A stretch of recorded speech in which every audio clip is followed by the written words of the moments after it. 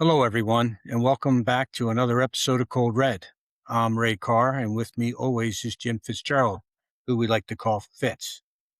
Tonight, we're going to talk about an incredible investigative story that starts out, believe it or not, in a neighborhood that Jim grew up in. Jim, tell us about that neighborhood.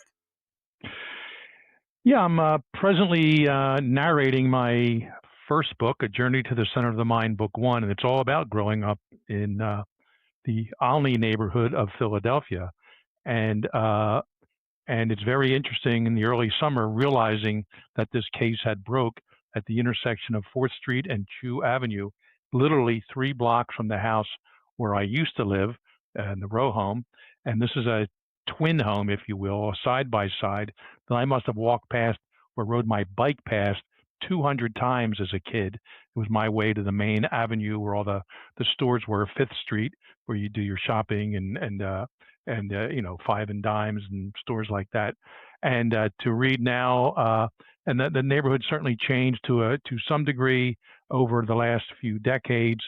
And to learn about this particular house now being some kind of a chamber of horrors, or at least potentially that, really, set me back a bit. And I said, in my old neighborhood, I didn't expect to see something like this, but that's what we have now, Ray. And there I was an agree. arrest made in Center City, Philadelphia, with some kind of a badge and woman's ID.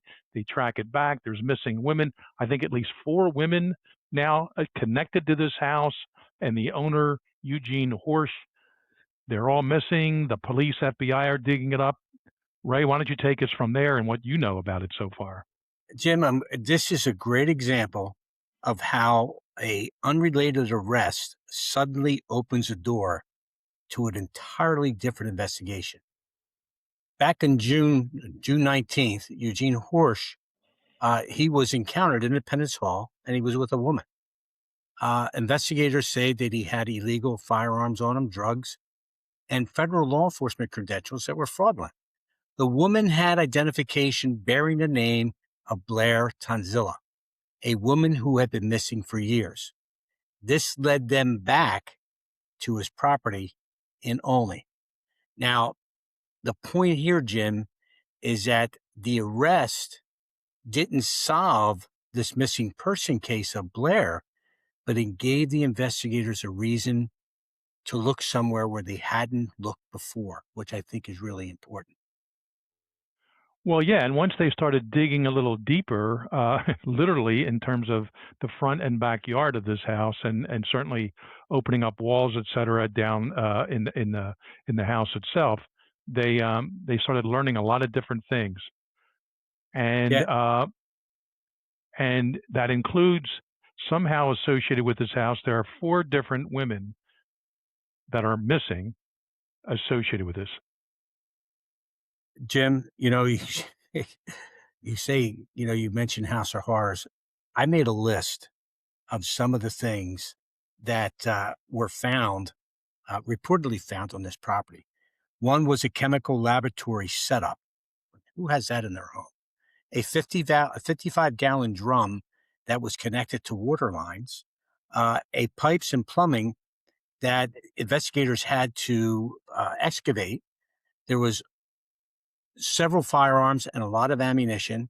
There was more than 120 pieces of ballistic evidence, drugs, fake law enforcement credentials, fake identification documents, zip ties, containers containing unidentified substances that are still being tested, 5 urns believed to contain human remains. I'm not saying that it does. I'm saying the testing is not complete. But here is the thing that really puts it over the top. There was a massive digital collection of over 600,000 images, 70,000 videos, and almost 10,000 pages of manuscripts, writings, and drawings. I'll bet you like to get your hands on that stuff, Jim. Well, yeah, and for any new listener, strictly for professional reasons, and I know that's how Ray meant it, but as a forensic linguist, as a profiler, we're both behavioralists here. Yeah, that must be a treasure trove of information. And Ray, we mentioned the person arrested, Eugene Horsch. I believe he's 44 years of age, or at least he was back in June. Um, as they say, the apple doesn't fall far from the tree, and you could possibly Yeah. argue rotten apple here, because Eugene's father was Raymond Horsch, R.C. Horsch, and Horsch, by the way. And his background involved dark subcultures, and he was known to produce sadistic, pornographic films and also be connected with suspicious disappearances, including this at least one woman named, there's some other ones since named, Amy McHale. Uh, she was last heard from her daughter in June of 2016, 10 years ago. And she had some drug problems. She had some other mental health issues, but it doesn't deserve her being disappeared or murdered or anything like that. So I guess the father won't have too many questions to answer because he's no longer with us. But the son certainly does. The woman he was traveling with, and that woman he was traveling with is going to be a very valuable resource to investigators.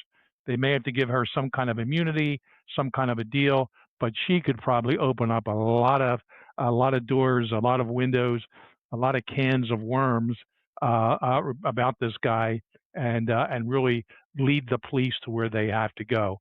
But we'll see where the loyalty lies and where the evidence lies, how much she truly knows. But the first one of these people who talk will get the better deal, and I hope she's smart enough. And if she has an attorney, that person's smart enough to realize, if she fesses up, any kind of a judicial sentencing will be a lot less than what he may get. Because I have a feeling, out of the two of them, at least, he's the ringleader. Jim, I have to go back to that collection of digital evidence and manuscripts and uh, uh, drawings and writings. Uh, Jim, when does the accumulation of all this evidence stop look like something like a collection of bizarre coincidences and begin suggesting a behavioral pattern that investigators are going to have to take very seriously here? Don't you think? Well, yeah, and of course, fantasies are not illegal. They can be written about. They can be drawn. If they're consenting adults, they can play act certain things out. Children, that is anyone under 18, pictures of them, I think even writings, if they're distributed, or drawings, that could be state or federal laws that are being violated. But certainly, these will be looked into, because many adults, many people's fantasies, when they're written about, when they're drawn, recorded somewhere, they become reality.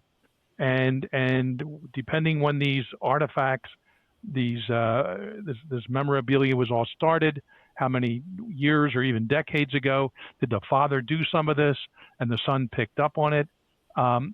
These will have to be mined for every single piece of connecting evidence to them to see where it leads. Any name of any woman, and there's at least, like I said, 4 women missing that seem to have some connection with one or both Horsches, with this other woman that he was arrested with in June, and of course the house itself. So there's a lot of work they had to do. To the Philadelphia Police credit, they have a great forensic team, evidence collection team, but they said, let's get some help, and they brought in the FBI. Who knows if this will turn into a federal case or not? But Mhm. certainly, right now, I'm sure it's worked under the Philly DA's office with the Philly police. But it's nice to see our former colleagues in there helping them the best they can. Yeah, this will be. I have a feeling this will be a training Yeah. video, down the line, for law enforcement personnel to look at how to, how to recover this type of evidence and where to take it from there. So, but Ray, before we go any further, neither of us played a role in this case, but I think we both remember a certain case from the Yeah. 1980s in North Philadelphia, as the crow flies, really just maybe 3 or 4 miles away, Yeah. that of Gary Heidnik. What do you recall about that case? I do remember, eerily similar to what we're looking at here. It brings back a lot of memories of that case, although, like you said, neither of us were involved in it, but it was in a 3500 block of North Marshall Street, which is in North Philadelphia. And Alney is not in North Philadelphia, but the victims were kept prisoner in his basement that was kind of set up like a torture dungeon. And although I was not involved in it, I remember transferring into Philadelphia. I was on the bank robbery fugitive squad. And one of the first things I did with one of the Philadelphia police officers, he says, I got to show you where they got Gary Heidnik. And he drove me by the residence, which was still intact at that time. But I want to touch here on this case, Jim, about the victims. You mentioned two, Amy McHale, that went missing in 2016. But I don't know if you knew, she was last known to be at his residence. And there was another girl, Blair Tonzella, who the woman he was arrested with had her ID, that she also disappeared after having been at Horsch's residence. There was another female, her name is Maribel Fries, who went missing in 2018, and another girl, Gabrielle Amarando, who was missing since 2012. Now, apparently, what's being reported is that they have images or recovered images that appear to depict Fries and Amarando deceased, but they haven't found their bodies. And I just want to say that an image that appears to depict a murder victim is evidence, but it's not automatically proof that the person was murdered by the person who possessed the image. Just want to say that. So, Jim, I'll throw this out to you. If you were the case agent on this and you have an image that appears to show a missing woman deceased, what do you have to establish before you can turn that image into evidence of a homicide?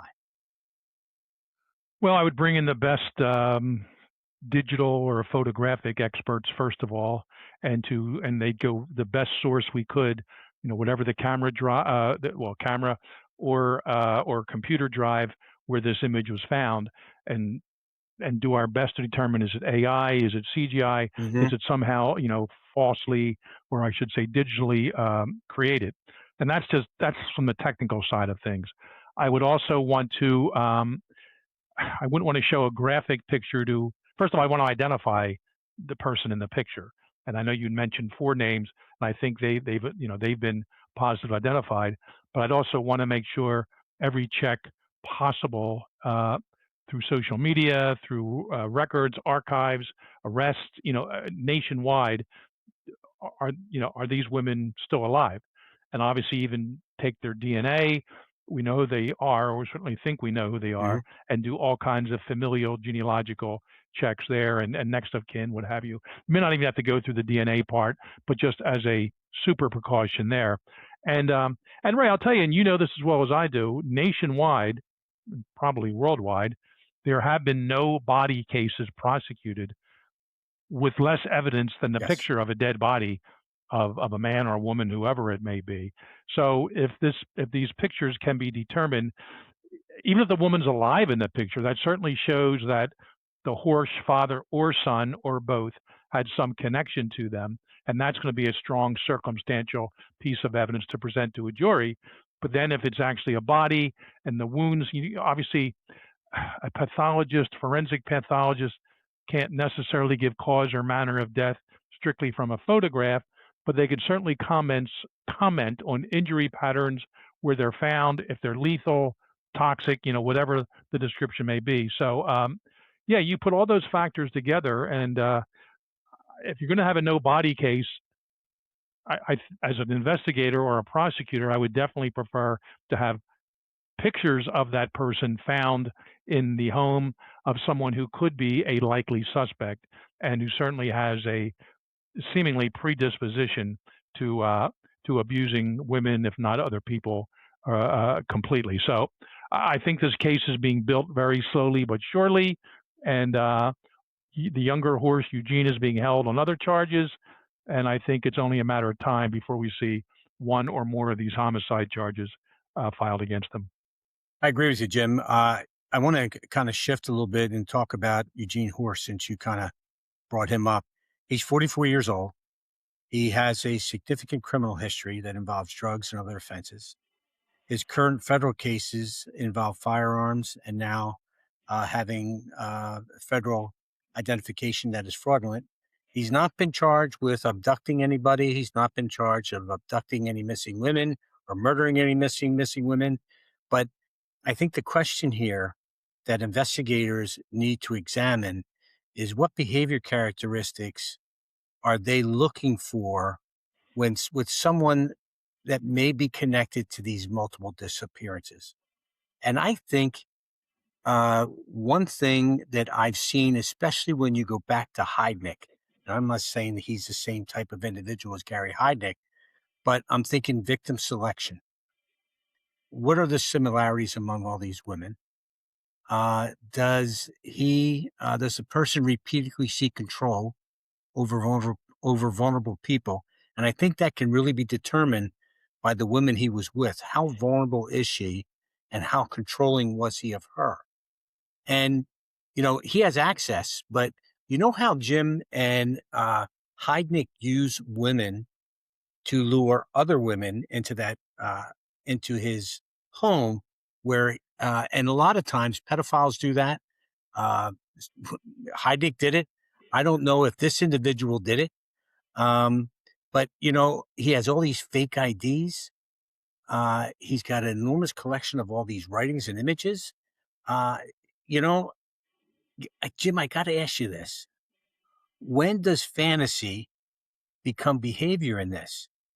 And when does fantasy simply remain fantasy? Well, obviously, and I know you know this, it Hmm. differs with everyone out there. And again, many fantasies, even if carried out, are legal. And I'm not even going to get into it here. There's all kinds of kinky, strange stuff out there that doesn't interest me. But if they're consenting adults, they want to do it, whatever, in the privacy of their home, as long as no one else sees it, as far as I'm concerned. But when it crosses that line into either non-consensual parties or people being injured or killed, that, of course, is where uh, the legal violations kick in, whether local, state or federal mostly. So, uh, yeah, I don't know how that all carries in. Let me add something here too, because I happen to know the demographics of the area, and I just narrated a chapter in my book at the beginning of it about my old Olney neighborhood in the 50s, late 50s and 60s. By the time I was growing up, very much German, Irish, Italian, some Polish in the neighborhood, mostly white. Hmm. And the neighborhood definitely changed in the 90s, early 2000s. Doesn't mean better or worse or bad, but just it's mostly black and Asian there now. And I just find it interesting, again, not wrong or right, just interesting that this white guy, and he's bringing in, Heidnik liked black women, if I recall.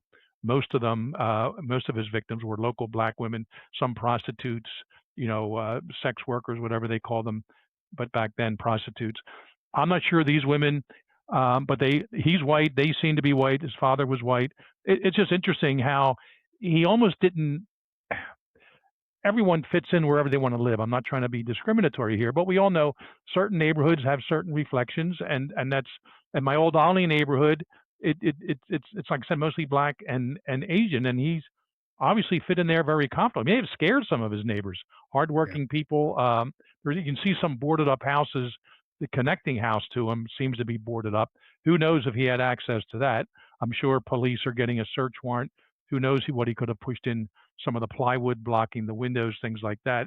Hmm. And so they probably have a separate search warrant for that location. So uh, who knows his access there? But he was definitely an oddity on multiple levels, including demographically in that area. And he has every right to be there, just like anyone else has a right if they can pay for their property and the rent and taxes and all that.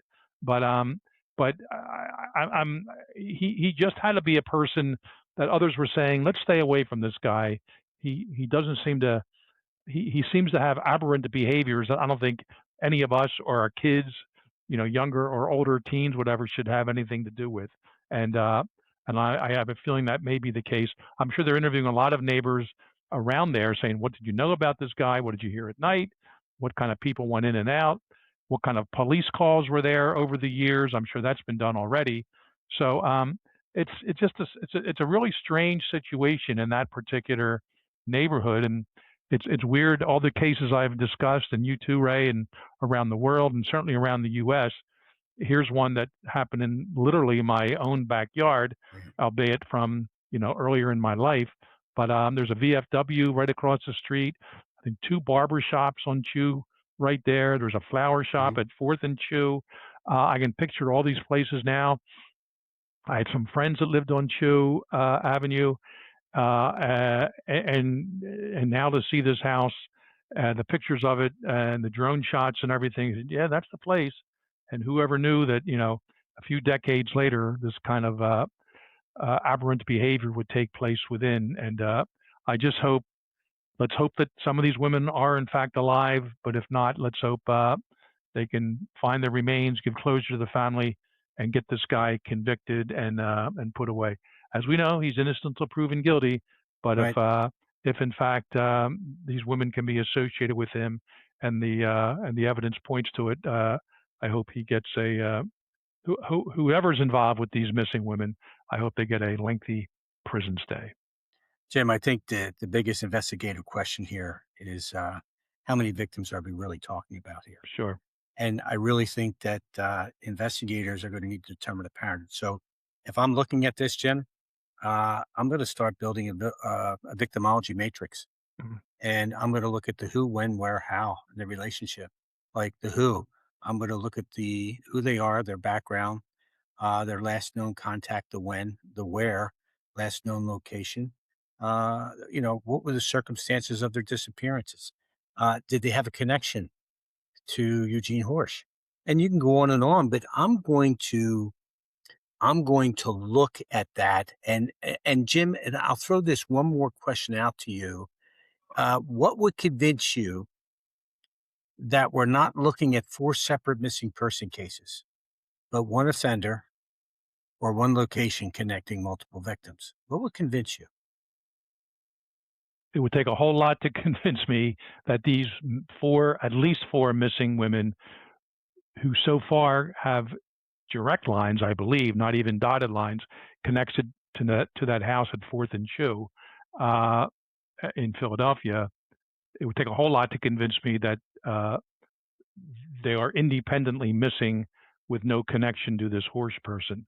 So coincidences do happen every once in a while, but I find they're very, very rare. Certainly in criminal investigations, when things sort of match up in a way that maybe not probable cause for an arrest right there, but certainly probable cause to take that investigation further and develop the actual probable cause to make an arrest down the line.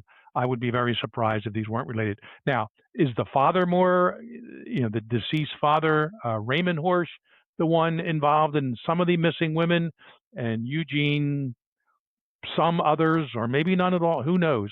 So exactly who in that household would be responsible for these women missing, if not dead, if not murdered, that still has to be determined. I have a feeling if push comes to shove and the evidence is really being thrown at Eugene, he's going to blame it all on Daddy, because Daddy only died just a few years ago. I think Right. not even a year, 2025. I'm not sure what part of the year, but so he hasn't been dead that long. So I wouldn't be surprised if this all will fall on Dad's lap, because dear Daddy, dearest Daddy, because of and that would certainly obviate Eugene from being charged, or at least that would be the defense he puts up, or the explanation. So a lot more digging has to be done into this, I and agree. it's a sad case, certainly for the missing women, the poor Mhm. neighbors who had to live around this guy for these number of years. But um, let's hope it can be resolved and everything put together, and and people found, or at least closure given to the families of the missing women, if in fact they are deceased. Jim, I would really, in 6 months, maybe sooner, like to revisit this because I really want to know, is law enforcement looking at a house filled with disturbing fantasies and criminal activity, or are they beginning to uncover evidence of something much darker? I really like to know I that think the in answer to six that months we question. will know a lot more about this case, and we Yeah. can perhaps cover it then. I agree. And fans and subscribers, hold us to it. We'll be back in by the end of the year or so, early next year, and we'll see where we are with this case, or if not sooner, if something breaks. I agree, Jim. I'd like to move on to a shooting that occurred in Twin Falls, California, the In-N-Out restaurant. Idaho. I'm sorry, it was in Idaho. I apologize. You're right. Uh, 3 people were killed, 7 wounded. There was a 24-year-old offender. I'm not even going to mention his name. Who was identified as a shooter, and he ultimately died by suicide. Police believe he acted alone, but they haven't confirmed any motive yet. The question for us isn't just what happened. It's whether there are behavior indicators, in my feelings, that may have told us something that was wrong before August 1st. And Jim, I've never reviewed one of these cases where there wasn't something that told us that this could have been an outcome of this individual's life after they committed the act itself. So, you you asked I mean, a lot of times I ask, reviewing the video, reviewing some of the information, I wonder, was that restaurant In-N-Out, was that really the actual target? I mean, it just recently opened, and the attack began at the drive-through, but the offender fired at people outside the restaurant too, and the surrounding area, including in the vehicles and people that were charging their vehicles sitting in their car. So, it raises several questions to me. If In-N-Out isn't a target, then was the location selected because it was crowded? Did he, a lot of these offenders look at target-rich environments. So I also have to wonder, did he have a connection to this restaurant in any way? Or was it just an opportunity? It was just chose my opportunity. Jim, when you look at this location and the way he moved from the restaurant to people outside the restaurant, does this feel more like a targeted attack or simply like someone looking for a place where they could create maximum casualties? Including killing himself, which I think was the Correct. ultimate goal. Suicide by cop, certainly suicidal ideation. And we're not going to spend too much time talking about suicide. It's a tragic event when it happens, but damn it, take yourself out and leave everybody else alone. Yeah. Why not just find yourself a field, take your high-powered weapon with you, which quite frankly was almost larger than the kid himself. I'm calling him a kid, young man.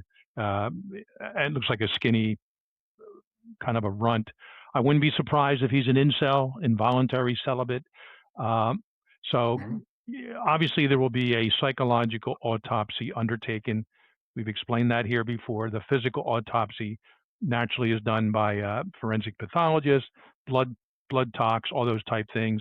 What do they find? The manner of death, cause of death. With his case, it looks like gunshot by his own weapon. But they're also the profilers, the behavioralists, other investigators will be looking at his entire lifestyle, everything that led up to this particular day, and certainly critical moments in the last days, weeks, and months leading up to this. I do know the In-N-Out just opened, I think, a week before. I do know there were some protests there in front of the place, people picketing it for some reason. I don't know if In-N-Out has its own political philosophy that some people don't like, or maybe just because it was at a certain intersection where people didn't want that kind of a retail establishment there. But there were protests. I'd be curious if this young man was protesting there, or if he somehow agreed with them or identified with them. I don't know, but I have a feeling it'll be something much more indirect, much more seemingly inane to those of us whose syntaxes connect in a normal way. But obviously his frontal cortex not fully developed. It's certainly not now. I think that's where the bullet wound up. But we can get a little bit more into the scene itself and how some armed civilians came in to help out and make him run. But this man's a coward. All of these mass shooters, spree shooters, are cowards, and they have deep-ridden psychological issues that probably go back their whole life.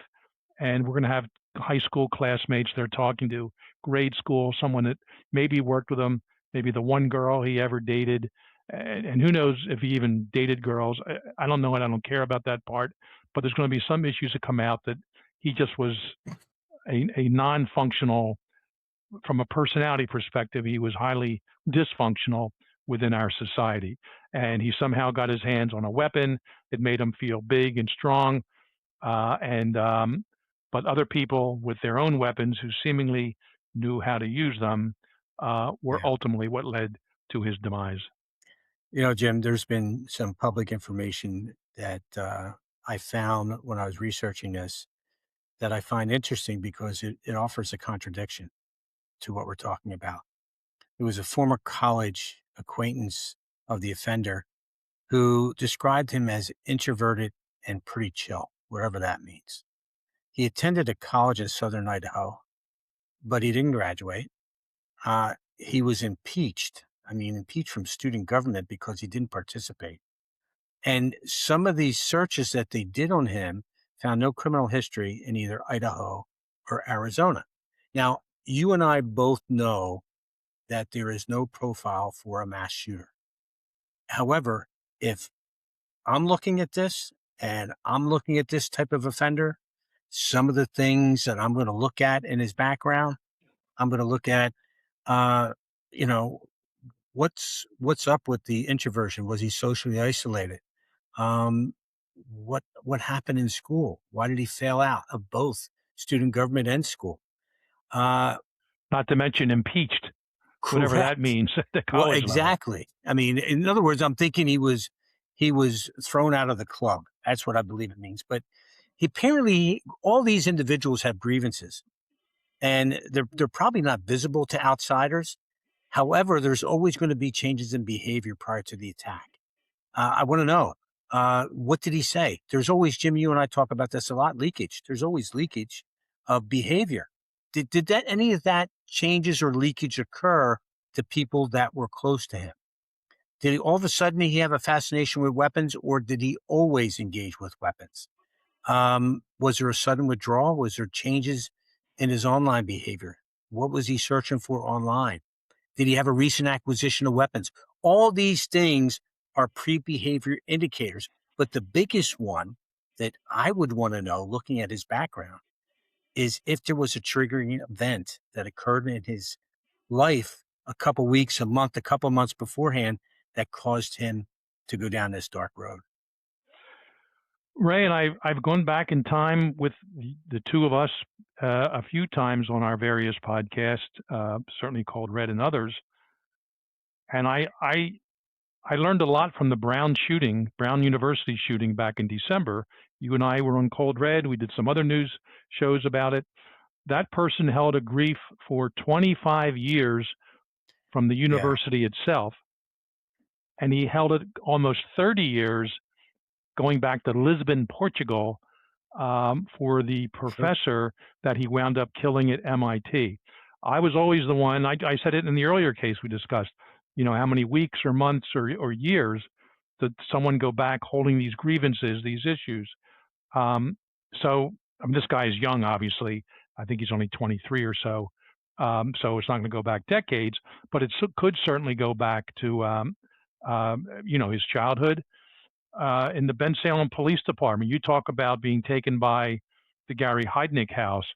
Right. I went by the Abt house, ABT. That was a family that was wiped out in I believe early 1976, maybe 75. Before I was hired as a police officer, I had no role in that investigation. But about a year or two later, senior officers would take me by the Abt house, and two of the brothers were still alive. The guy, I hate to say names, but George Gouchent was the shooter. He lived down the street from this family, and these two brothers used to pick on him 20 years before, maybe 15 years before. He waited 15 years to come back and take out these two brothers. They happened to be out of the house that day. One was in Bucks County Prison, The other one was out doing something else, and he wipes out the rest of his family. The App family, the mother, father, few kids, the dog, the daughter's boyfriend, who had nothing to do with any of them, had to do with tormenting of George Gushent as she was growing up. So my point is, these issues, that was a targeted attack. The Brown University was a targeted attack because he had problems with the university itself in the early 2000s. This does not seem, at least so far, the Twin Falls In-N-Out shooting to be targeted. It seemed random, which is also not surprising with mass shooters or spree shooters. This is kind of in between. It probably would have been more mass shooting in one location, except the armed citizens came up and made him move left and right and alter his behavior there for his target acquisitions. So we will find out what bothered this young man and what were his issues, none of which justified what he did. And Correct. again, if he didn't like himself and wanted to kill himself, it's always a sad story. But man, just take yourself out and don't even make it suicide by cop, where cops could be, where officers could be injured, of course, and don't take out other people at the same time. And but the mentally disturbed among us, for some reason, their brains don't connect like others, and this is the course they choose. And hopefully, we can get more answers as to how to somehow better predict this type of behavior in the future. But as you said, there's really no one profile that fits these kind of guys, and but maybe we can slowly start building at least some benchmarks, some clues that say, hey, this kid next door to me, or this nephew twice removed, maybe I should call the police on him and get weapons removed, something like that. Maybe someday, Ray. I agree. Jim, you mentioned the surveillance video and some of the bystanders that actually got involved in this. And talking about that video, when I looked at that, you see him approaching the drive-through multiple times, shooting at employees, returning to his vehicle because his gun jams, and he grabs a rifle, like you said, and then he continues attacking outside the restaurant. I mean, some of the things that I saw in that was that he was very methodical, he was very calm, and it kind of goes because there was a witness or someone that said this individual by the name of Jordan Salinas, he said that Williams appeared to be very calm when he was aiming his rifle at the vehicles. However, which I think is important, is that the change in his behavior once people start firing at him. So, here's something, Jim, that we talk about. What does the apparent calmness tell us? But perhaps more importantly, what does it not tell us about the offender's psychological state? When you think of that, to me, Jim, it says that, I think he's a suicide by cop just waiting to be taken out.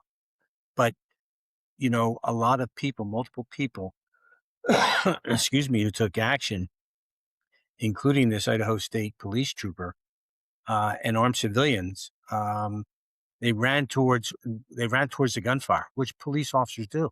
But the thing here is that should ordinary citizens really become part of this? And I think it's a bad precedent, although I understand, but there could be a lot of problems that could come from that as well. Yeah, you mentioned a few things here.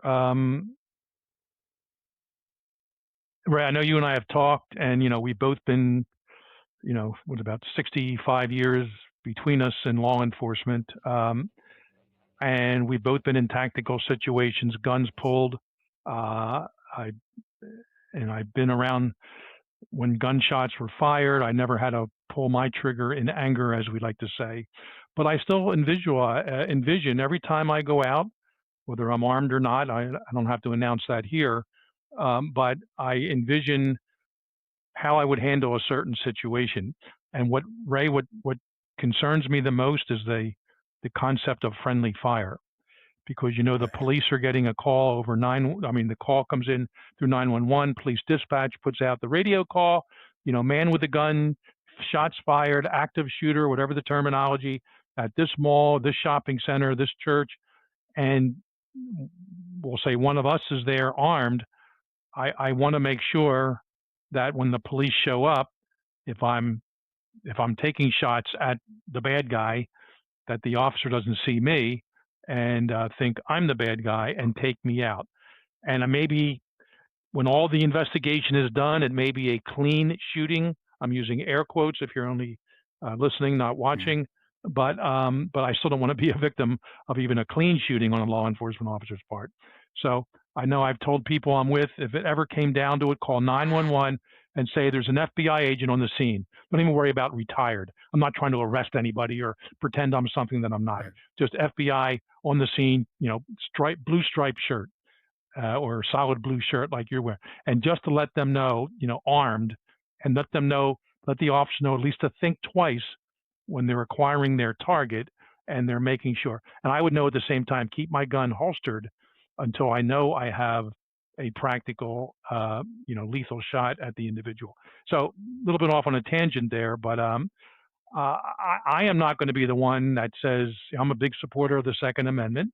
Mhm. I am not going to be the one that says if you happen to be armed out there and you see something and you think you can safely neutralize a situation.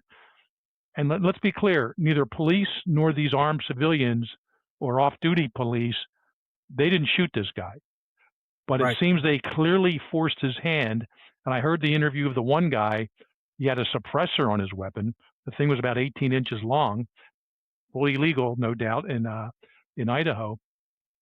He's very clear because he had eye contact, I believe. He was relatively close. He said, yeah, the guy was pretty brave and tough when he was firing bullets and no one's firing back. But once they were whizzing by his head, that's when his whole demeanor changed.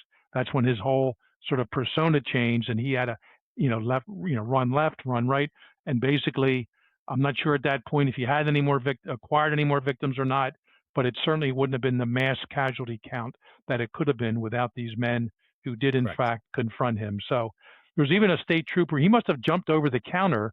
He's inside the In-N-Out.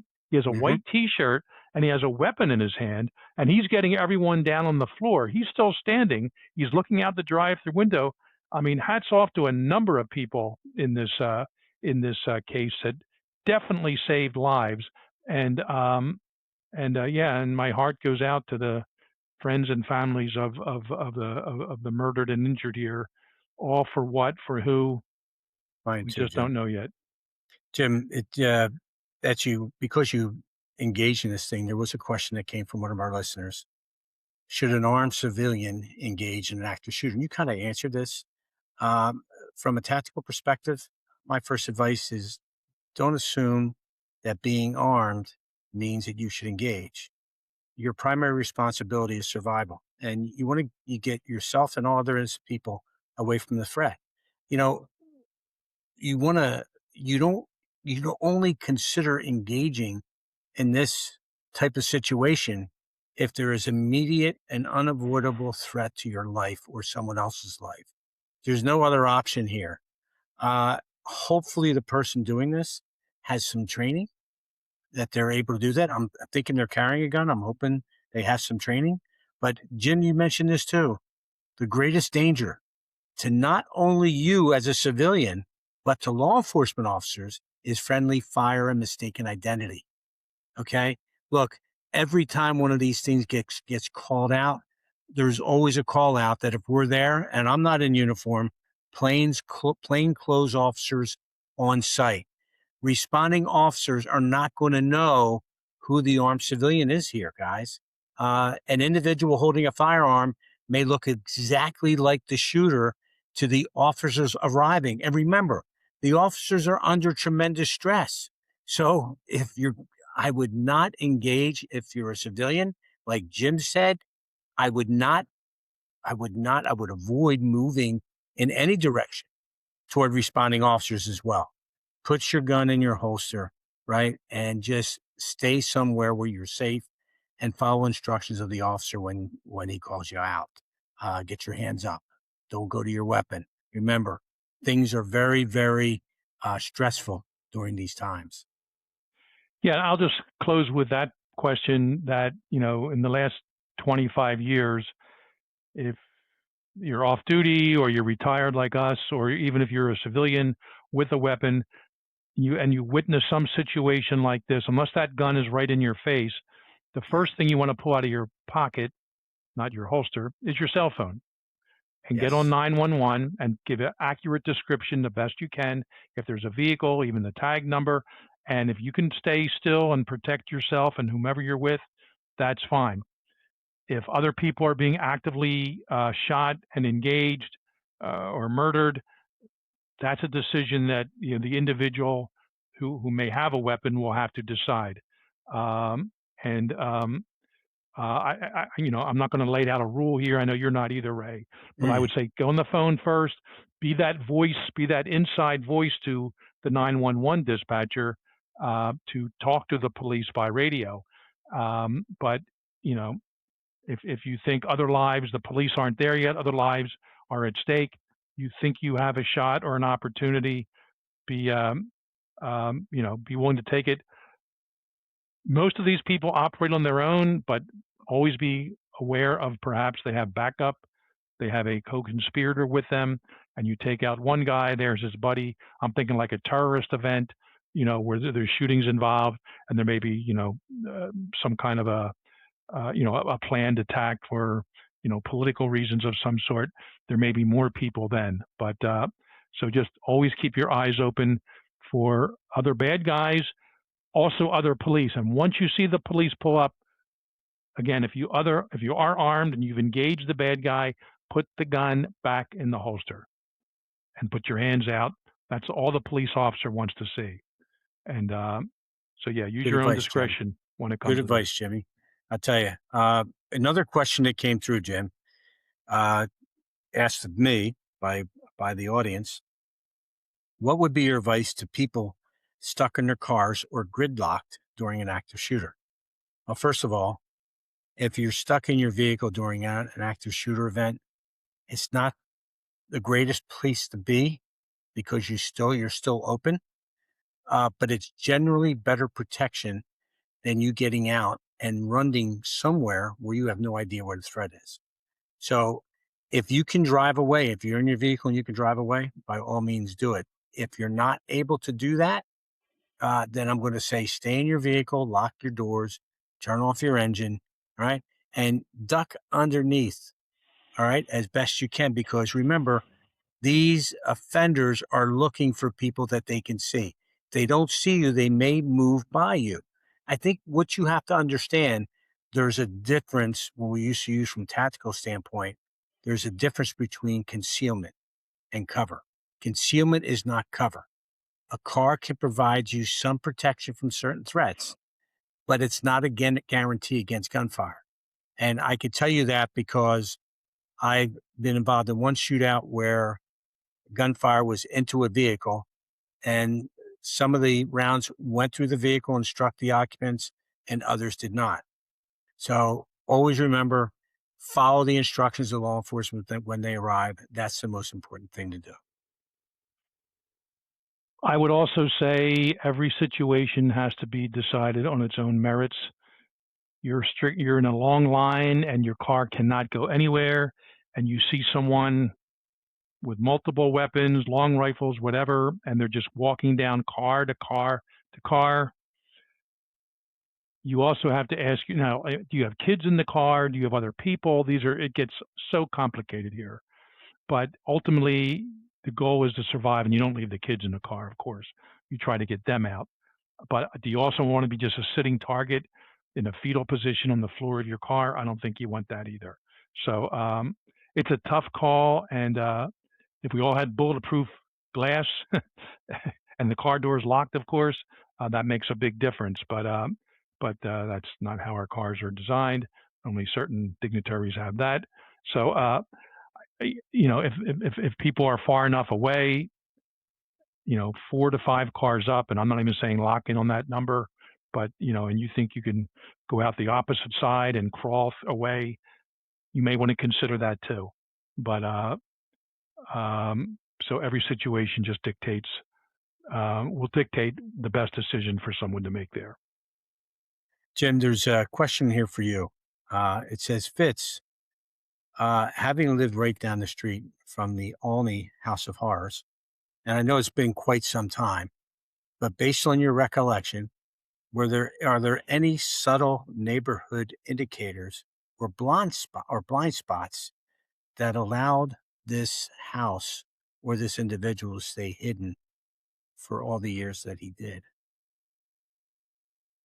Yeah, that's kind of tough to answer because I haven't lived there in, well, literally since the mid 70s. But I would visit the neighborhood, and even that VFW across the street, I would go to that into the late day. The Cracker Barrel Bar was right across the street. Any old Philadelphian from Alney back in the day will remember that. Um, so, I mean, yeah, I don't know. I mean, I'm trying to think like a neighbor. If they see a lot of unusual activity late at night, if they smell some strange stuff, either decomposing bodies or meth being cooked, um, if they see that the house is boarded up, the connecting house right next door to the house itself we're talking of here, if they see some activity in there, these are all things that perhaps police should have been called, should have been notified. But the police could knock on the door, and if the guy had a few minutes to hide some things without a search warrant, there's only so much that even a police officer just going to the door could see. So, yeah, that's a tough one there. I think all I would say about any neighborhood, if there's an outlier sort of house, it doesn't mean they're committing crimes. It doesn't mean they're bad people, but you perhaps at least want to keep a little bit of an eye on them and perhaps notify the police of any kind of unusual or potentially illegal activity there. But uh, yeah, I don't know what else. If you notice fresh holes in the ground, the front yard, the backyard, because this wasn't a big property. The front yard may have been 20 feet by 20 feet, and the backyard probably the same.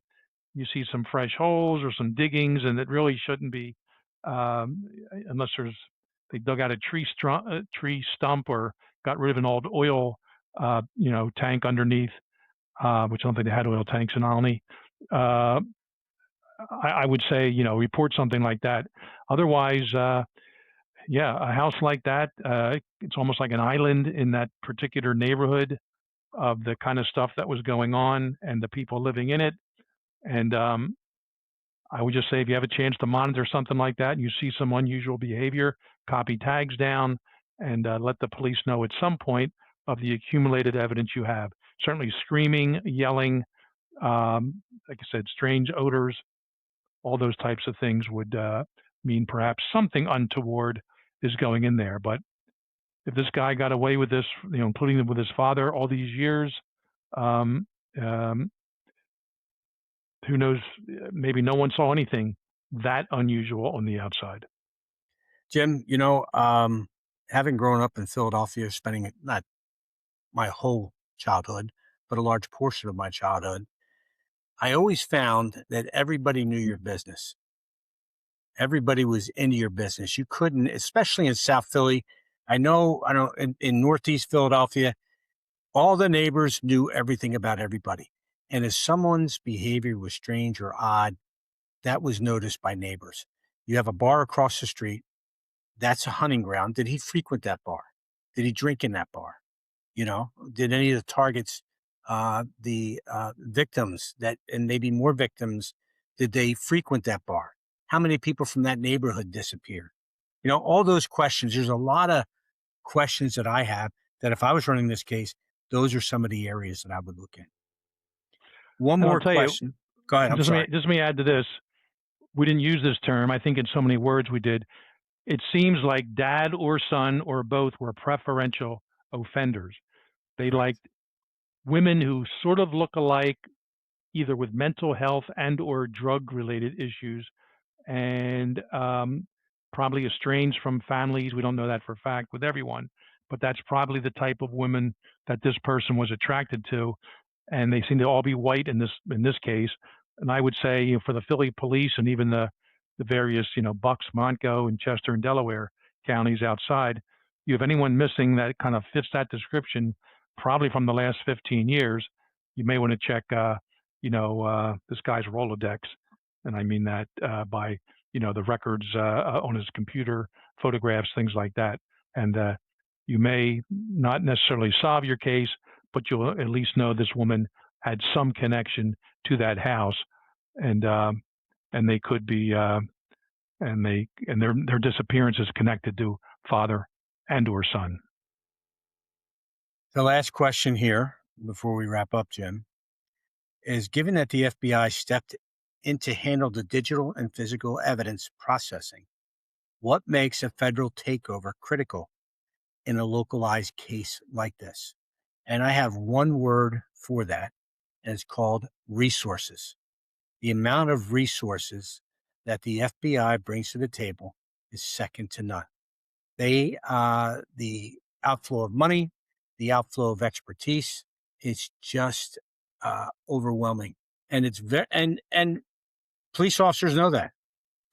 They all know that the resources the FBI brings to the table are paramount. That's why when we talked about Nancy Guthrie, why'd they wait so long to bring the FBI in, knowing that the overload of resources would have been very beneficial to them.